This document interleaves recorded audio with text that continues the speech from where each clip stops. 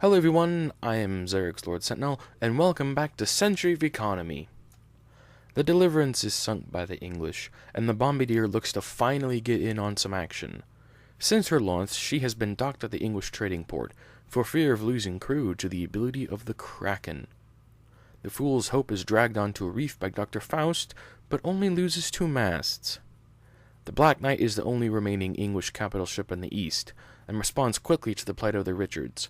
However, she was only able to eliminate 1 mast from the Black Diamond.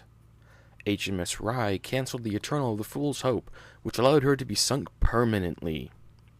The Legacy and Blood Pact, from Pirates of Dark Tides, clogged the route to the English home island, crippling the Gilded Monkey and damaging the Scarlet Star.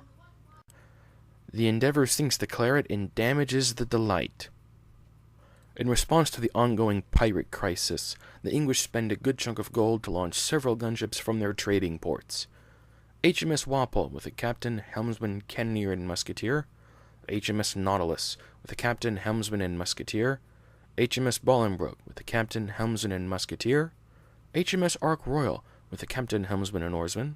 The RNS Valiant from Pirates of Dark Tides with a captain, helmsman, and Woodes Rogers, proxied by Goliath. HMS Wycliffe with a captain, helmsman, musketeer, and cannoneer, and the HMS Auckland with a captain, helmsman, and musketeer. Also, the HMS Lord Langton with a captain, helmsman, and musketeer, HMS Talon with Commander Spencer Portland, Sir Rupert Hargreaves, captain, helmsman, and musketeer, the HMS Guy Fawkes with a captain, helmsman, and musketeer, and finally the HMS Viceroy with Captain Percival Blake, a helmsman, and cannoneer.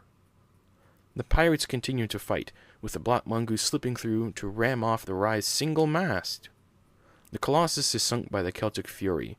The Forward loses another mast at the Crusher, which has slipped through to scorpion a mast off of the Forge. The Freedom's Hand came through the whirlpool with the Widowmaker flotilla, which missed all shots against the Blood Pact. However, the Doom Box went 4 for 4 against the Endeavour, and was backed up by the Dragon's Breath and Bloody Spear, who combined to take the Endeavour down to only 1 mast. On the bottom left, the Apollo has lost another mast to the Kanohi Dragon. The Celtic Fury sacks to move again, S-boarding the Forward, where Captain Nemo captures the Black Swordsman, Captain Helmsman crew from Dark Tides.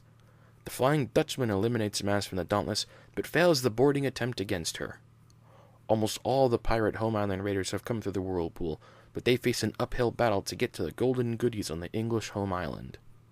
The Dreadnought took advantage of Sir Watkins Defoe to move across an iceberg and take the Harbinger down to 1 mast standing.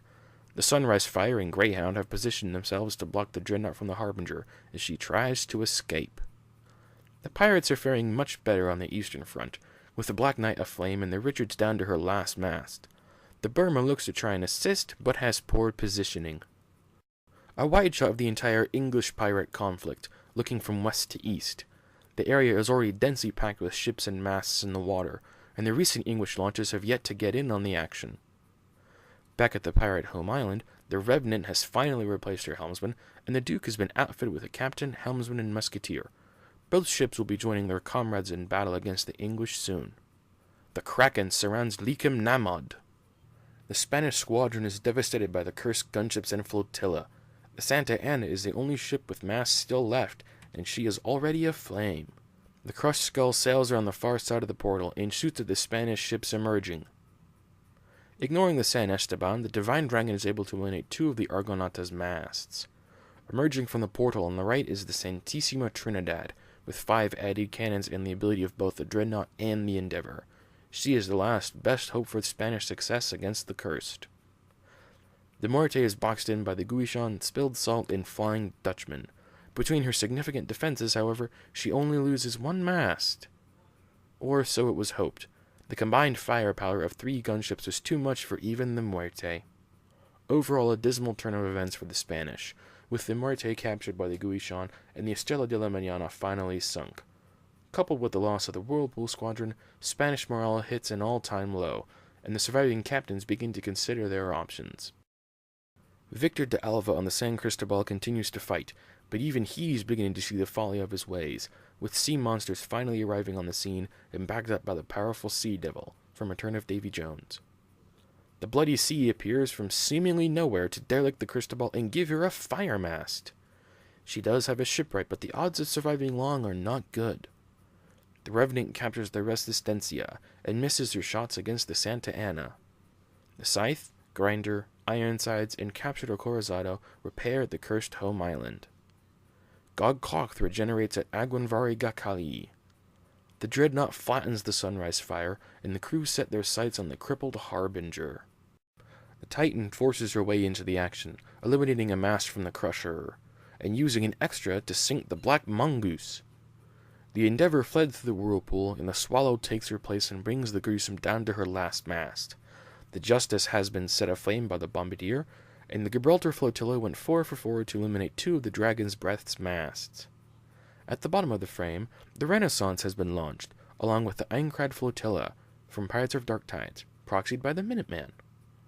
The Dauntless sinks the Freedom's hand, and the Morte de Yarborough has set her sights on the Blood Pact.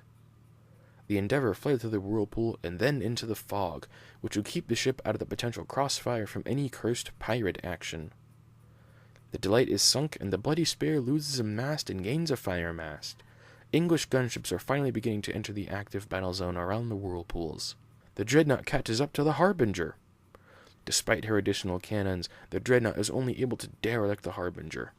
The Kanohi Dragon was forced through a whirlpool by Dr. Faust, and emerges in Spanish waters. The San Esteban slipped through a gap, engaging the spilled salt, which allowed the Santissima Trinidad to enter the battle with all her cannons trained on the Guishan. In one shoot action, the Trinidad sank the mighty Ten Master.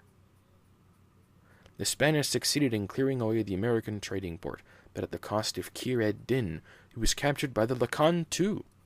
The Spanish re-explored the island with the Buscador and found Finnish goods. The Santa Ana was able to maneuver and come back through the whirlpool. Using her built-in extra, she was able to dock at the trading port on Kanohi Island and put out her fire mast. She is the only survivor from the Whirlpool Squadron. The Cursed methodically set about sinking or capturing the derelict Spanish ships. The Second Crusade has not gone according to plan. And that wraps up this report. The Spanish Crusade is all but over, and the Pirates and English conflict is close to an end as well. Still to come, factions prepare their strategies and ships for the beginning of the endgame.